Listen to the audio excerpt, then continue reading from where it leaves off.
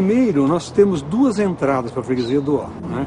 Marginal segue as pontes. Quem está vindo da cidade, passando o jornal Estado de São Paulo, é a primeira ponte. Hoje tinha uma ponte. Volta ao ponto da freguesia. Você pode me ouvir pela Lapa. Desce um pouco. Para quem não conhece a freguesia. Olha, não é muito fácil chegar na freguesia não, viu? Talvez também porque o bairro era muito destacado da cidade, ele teve uma vida própria. Tá dando certo? Tá. Ali, ó. Tem certeza? Tem. Por causa do poste, ó. É igualzinho. O poste? E a janela. É certinho, a janela e ainda a casa do lado. Como é que você tem certeza que é essa casa? Porque olha aqui do ladinho. Por causa das janelas também. Então, há 60 anos atrás, essa criança estava onde? Tava aqui.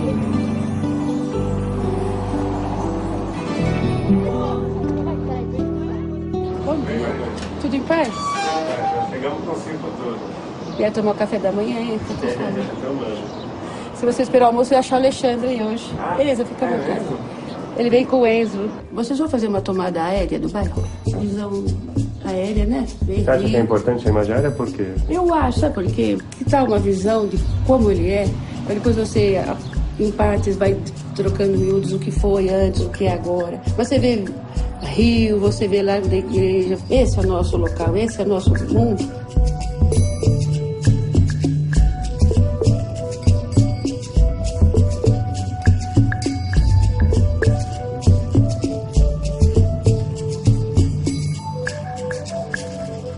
A igreja sempre foi o centro da vida do bairro, sim.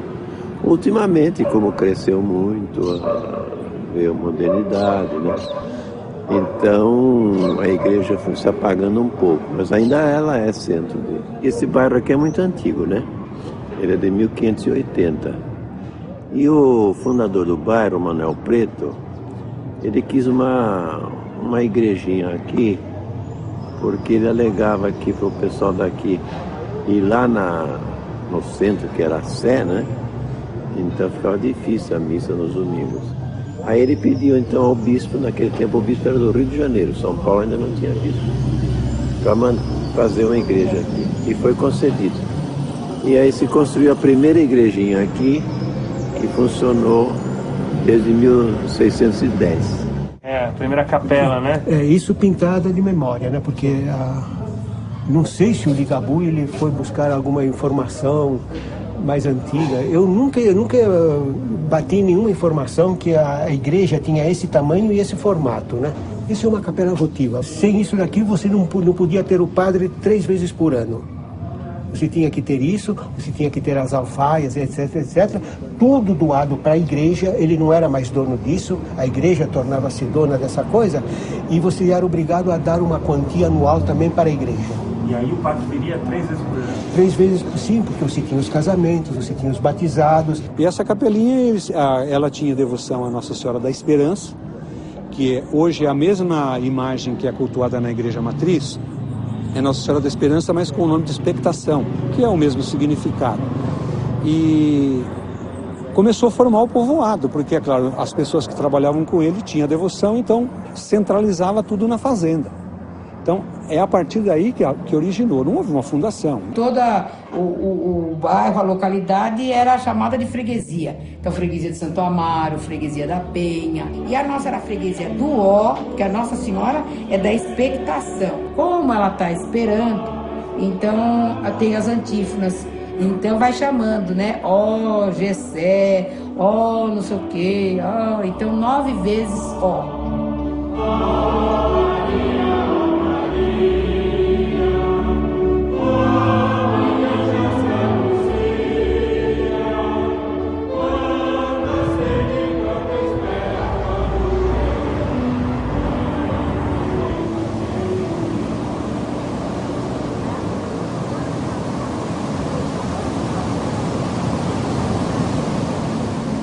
Depois foi ampliando tudo, construíram uma segunda igreja, quando foi criada a paróquia aqui, em 1796. Aí construiu-se uma igreja grande, aqui onde hoje é Largo da Matriz Velha, mas ela foi incendiada.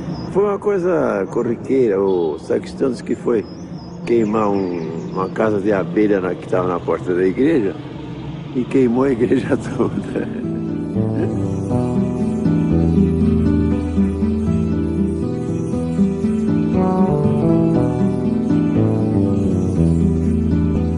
A matriz era aqui. Alguns autores dizem que a fachada à frente ficava para a cidade, então eu tenho dúvidas, porque como a gente só tem a foto, não dá para ter uma noção real de que lado seria, se seria para o nascer do sol ou seria para a cidade.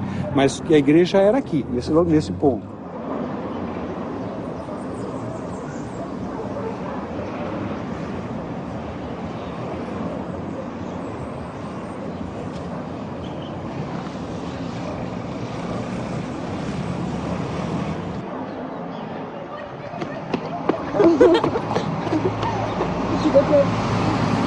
Agora eu vou tirar lá de dentro. Aí eu tirei de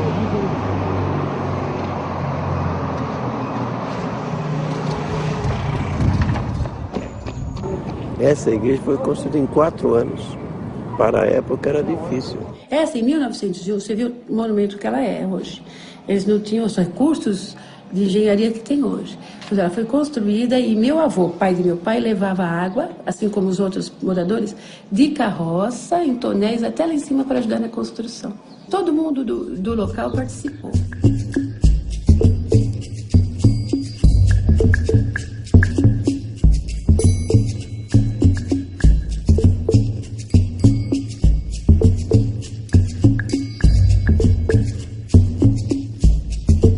Nós temos aqui uma festa tradicional chamada Festa do Divino. Hoje é uma festa que atinge bem o povo, né?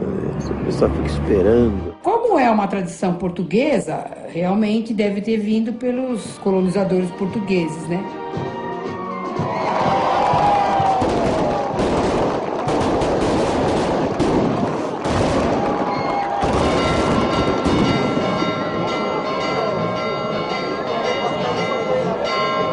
Em 1821, já tem um pedido na Cúria que o padre pedia autorização para celebrar o dia de Pentecostes com festa e tudo mais.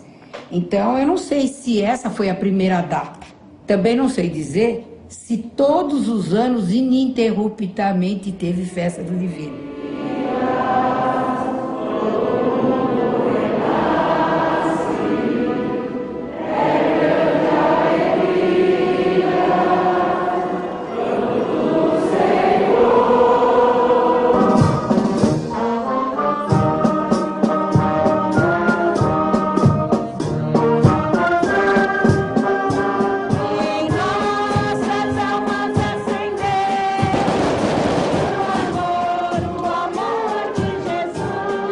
E no dia de Pentecoste é a missa solene, depois a procissão, e quando volta da procissão é que tem a coroação dos novos festeiros, né, para o ano vindouro. Horácio Rezende Pereira.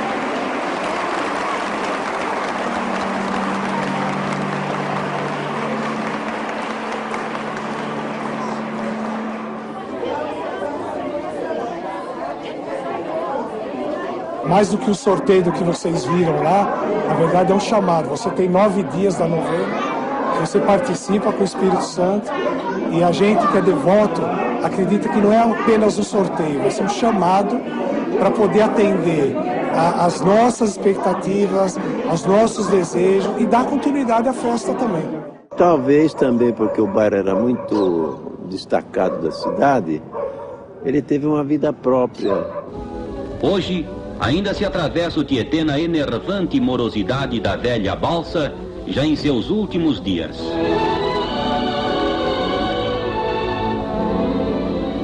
Os carros, num futuro próximo, utilizar-se-ão de modernas pontes de concreto em construção. A freguesia sempre foi conhecida como uma cidade caipira, né? Primeiro que nós tínhamos um sotaque completamente diferente de todo São Paulo. Nós falávamos de uma maneira caipirada aqui, né? Cada qual que vivia na freguesia do Ó era uma espécie de ilha. Ele vivia sozinho. Ele tinha uma área de terreno pequena onde ele morava, onde ele cultivava e vivia à custa daquilo. O meio de você obter dinheiro aqui era através da cana-de-açúcar. A cana-de-açúcar é uma coisa extensiva, é como o café. Não adianta você ter 2 acres, você precisa ter um latifúndio. E o pessoal aqui não tinha mais um latifúndio, né? Tratava-se agora de pequenas chácaras. Você fazer a cana para o açúcar, acabou. Você fazia a cana agora por uma coisa mais simples, que era a caninha. E ela era muito boa e muito cara.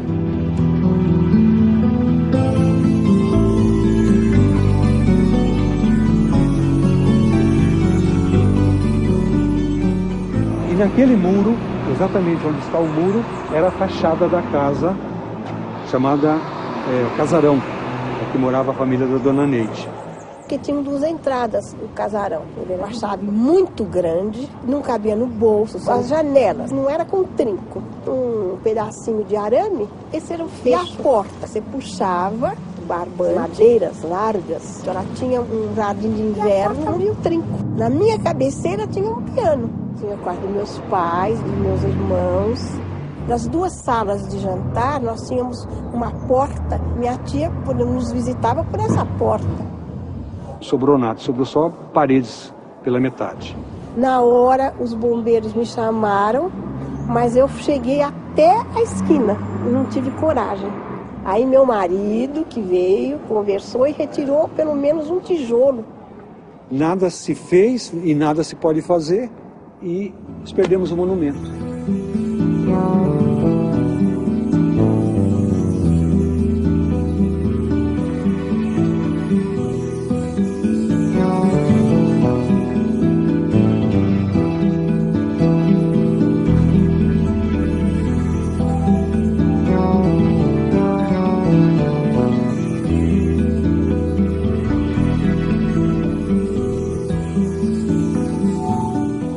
Aqui na freguesia era tudo parente. E a gente casava com as pessoas aqui, né? E eu morava aqui, passava uma casa, ele morava. Nunca ia saber que ele ia ser meu marido, né? O Tair é meu primo de, acho que em 3º grau. Porque o pai dele era primo do papai. É normal aqui na freguesia casar entre primos. Antigamente era. É, porque aqui é tudo parente, né? Então, antigamente era assim. E você ia encontrar uma menina onde? Você não saía daqui, pô. Você tem foto do Jaraguá antigo? Tem, quando era morro. Porque a freguesia era muito isolada. Você imagina, nós tínhamos um rio que fazia 200 curvas aí. Depois nós tínhamos 2 porteiras, entendeu? Havia um mato, uma várzea que não tinha tamanho. E essa era a porteira para atravessar? Tem 2 porteiras, né? A primeira porteira de Sorocabana e segunda da Santos Jundiaí.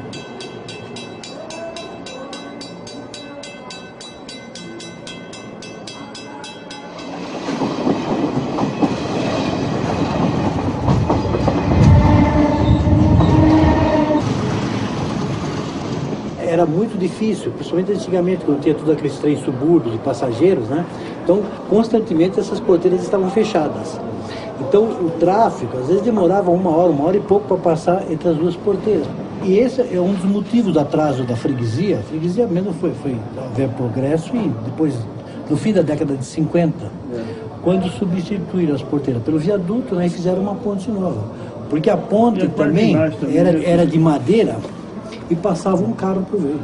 Pela retificação, o percurso ficará reduzido de 56 para 27 quilômetros apenas. 2 avenidas marginais acompanharão o canal com largura variável no conjunto de 180 até 224 metros. O scraper abre o canal e transporta a terra para a composição das avenidas marginais, onde os veículos circularão em faixas de alta velocidade no centro e velocidade pequena para trânsito local na parte externa. O Rio Tietê perdeu todos os meandros, né? Tinha tanto meandro que qualquer coisa a água não corria, então subia.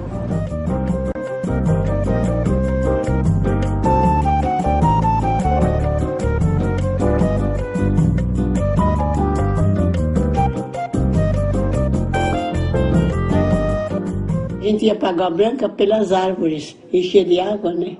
A estrada ficava coberta de água, eles não tinham noção de como era a rua, o Xeravale. Então, as árvores faziam a direção da carroça. O trecho entre a freguesia do Ó e a Lapa já se acha retificado. Está assim se tornando feliz realidade o sonho de Pires do Rio, Saturnino de Brito e Ulloa Sintra. Grande parte do Tietê já está retificada, como este trecho entre freguesia do Ó e Casa Verde. São Paulo contará brevemente com uma área de 17 milhões de metros de terrenos, antes inundáveis e inúteis, e agora destinados à edificação. Quando eles finalmente, né, por graças de Deus e do Adhemar de Barros, conseguiram chegar do outro lado da ponte, que ele inaugurou 4 vezes, ele acreditava que o resto da humanidade não guardava as coisas, né, que esquecia tudo. Então ele fez uma inauguração, aquela que ele fazia sempre, né? Que só era você colocar embaixo da terra um documento dizendo que lá vai ter a ponte. 4 anos depois, ele fez uma segunda inauguração, quando só tinha o pilar levantado. Depois fez mais uma inauguração, não sei, e depois quando finalmente a gente passava por cima da ponte e não molhava mais o corpo. Em 50, quando o metro quadrado do outro lado do Tietê torna-se muito caro, então obriga a uma população que não tem essas condições a passar o rio. O metro quadrado ou o aluguel da casa, aqui desse lado, é muito mais barato. Só que ela ainda trabalha do outro lado, porque a freguesia não tem, né, meios de suprir esse novo ambiente, né, essa nova sociedade que está se deslocando para o lado de cá. Isso vai tornar cada vez mais obrigatório o ônibus, a jardineira. Vem cá. Tem uma foto aqui, bem antiga aqui, ó. É lá embaixo. Só que é aquela que a gente viu grande, lembra? Vou tirar a foto do Marco. É da cidade. Tá quase igual, ó. Então, ó, dá pra ver certinho. O que tem diferente agora? Vamos ver essa foto e vamos ver a outra. Avenida. A avenida. Muito. Hã? Tem um rio ali, cara. Tem um rio. E aqui tá alagado, né? Vocês falaram? É alagado. Mas alaga que nem... Agora alaga também ou não? Não. Lá no fundo, lá embaixo, tinha aquela quantidade de prédios? Não. Não, né? Vou tirar da foto da poluição. Da poluição. Os campos de futebol aqui eram muitos, porque a coisa era propícia, era como a várzea do outro lado, a várzea da Barra Funda, a várzea do Bom Retiro. A várzea propiciava, né, um outro lado de você ter sociabilidade por causa dessas coisas. Um terreno inutilizável, né, no certo sentido, ele era uma coisa pública, né? Então tomavam conta daquilo lá, não sei como é que, se eles faziam algum acordo com a prefeitura, e lá ficava. Porque quando tinha um campo de futebol, era tão sério quanto a igreja. Ele não saía mais de lá.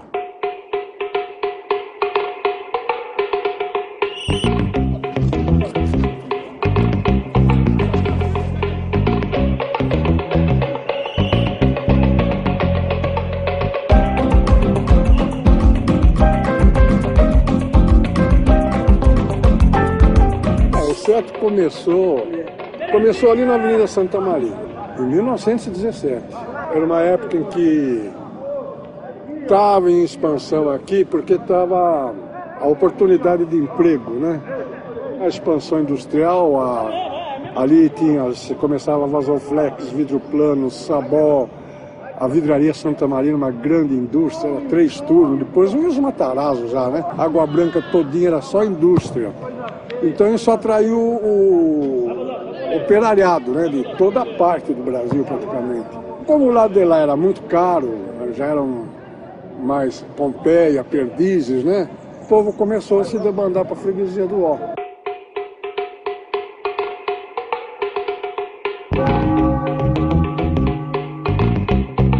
E aqui tinha uma coisa muito interessante que não se conta. O pessoal era muito segregador. O pessoal, eles não aceitavam gente de fora. O bairro começou a crescer, veio italiano, tinha português, tinha os húngaros que vieram morar aqui no bairro. Naturalmente, acabam se conhecendo, se casando. Mas para as pessoas mais antigas que moravam aqui, não gostavam disso. Então eles achavam forasteiros. Forasteiro é qualquer pessoa que não morasse na freguesia, que vinha para cá. Para eles eram forasteiros. Para aceitar o pessoal de fora, o pessoal que veio imigrante mesmo, foi muito difícil. Eu acho que eles se impuseram muito pelo conhecimento dele, pelas tradições, e começaram a mudar a cabeça do pessoal aqui, que era muito fechada, entendeu? O pessoal do Inhas, por exemplo, trabalham com madeira até hoje. Os pais vieram como imigrantes. No tempo da Primeira Guerra, os pais deles vieram. Isso ajudou a desenvolver. Veio outra mentalidade, veio outros costumes, comida diferente.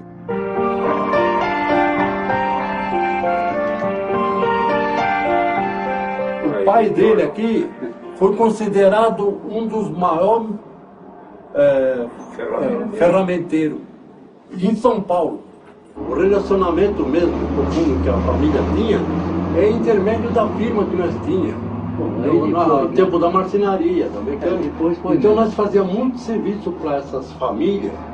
Então tinha muito relacionamento com eles. Eu nasci aqui no Brasil e a primeira língua que eu aprendi foi falar o húngaro.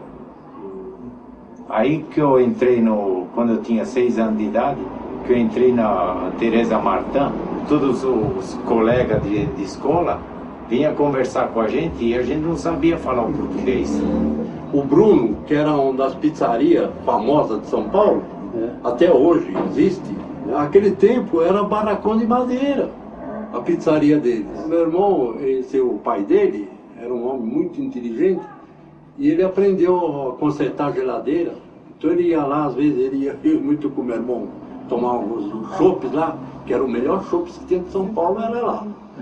Aí eles iam lá tomar o chopinho e tal, e ele arrumava a geladeira dele, do Bruno. E a árvore, será que é a mesma árvore? Quantas portas tem? Será que tem o mesmo número de portas? Quantas portas tinham? Não, tem mais. Agora tem mais ou antes? É a mesma coisa. A mesma coisa. Mesma coisa. 1, 2, 3. 1, 2, 3. É aqui. Que legal. É aqui mesmo. Aqui é o cerne da freguesia do Ó. É o ponto zero da freguesia. É o Lago da Matriz. É o Lago da Matriz. E no nosso tempo de moleque, a gente vinha para assistir a missa das 11, ver as meninas saírem da missa, e a gente ficava aqui bebendo, pedindo uma porção de alite, comendo alite, bebendo, para ver as meninas saírem da missa. Moleque bom, segue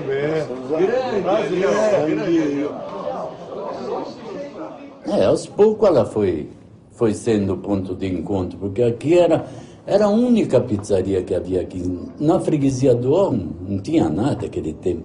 Eu entrei aqui, já tinha sido fundada pelo meu sócio Bruno. Foi em 39, né? Entrei em 44. Não existia pizza naquele tempo.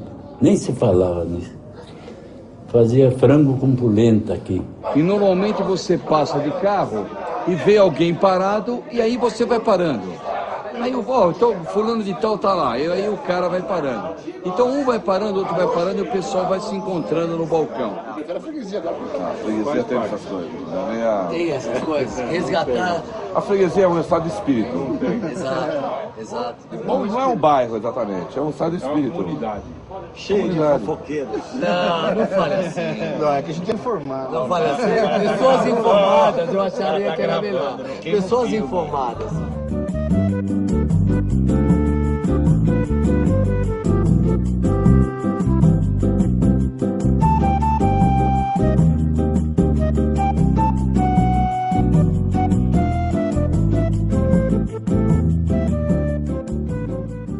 Você vê? Uau, ficou todo mundo. Tem certeza que vocês nunca tiraram foto antes? Não.